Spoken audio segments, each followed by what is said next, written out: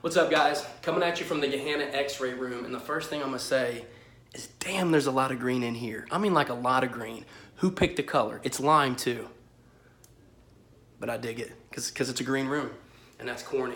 But I'm not gonna start this video over, and so I can't take it back. So deal with it.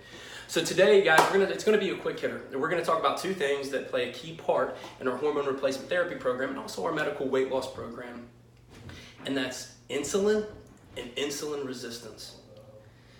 There's so many type 2 diabetics out there that an MD has never even taken the time to explain to them what type 2 diabetes is, or what insulin is and what role it plays.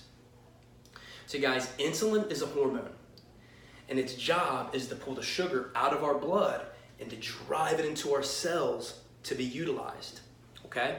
So when you go out there and eat a multi-grain sandwich, blood sugar goes up, and your body secretes insulin. And it pulls the energy out, matches the sugar levels in your blood, pulls the energy out, drives it into your cells to be utilized. But over time, chemical, physical, and emotional stress, which lead to hormonal deficiencies, we become insulin resistant. So again, hormonal deficiencies cause insulin resistance.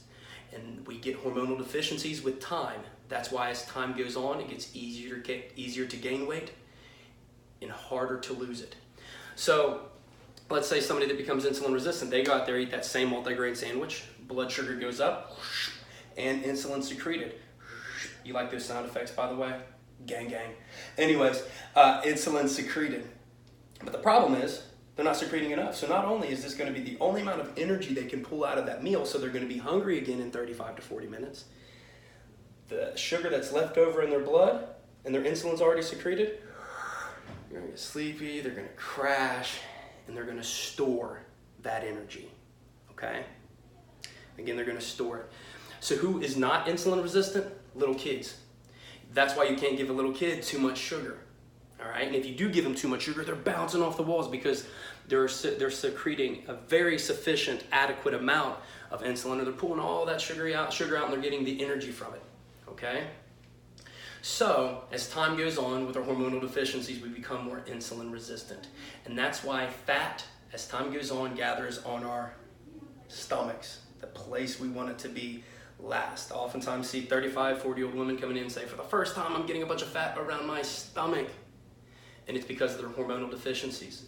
So when we give them a sufficient amount of their hormone, specifically testosterone, it heavily decreases insulin resistance. We give somebody the testosterone, and they finally start secreting an adequate amount of insulin. So then not only are they pulling more energy out of their foods and utilizing it, it's also speeding up their metabolic rate, which is going to help them burn more fat, lower cholesterol levels, stabilize blood sugars as well. So again, insulin's a hormone, pulls the sugar out of our blood, drives it into our cells to be utilized. So when we're resistant and don't secrete an adequate amount, we don't metabolize and use our sugars for energy. We store them on our body for later use, which we hardly ever get to because we're just taking in more sugars. Okay?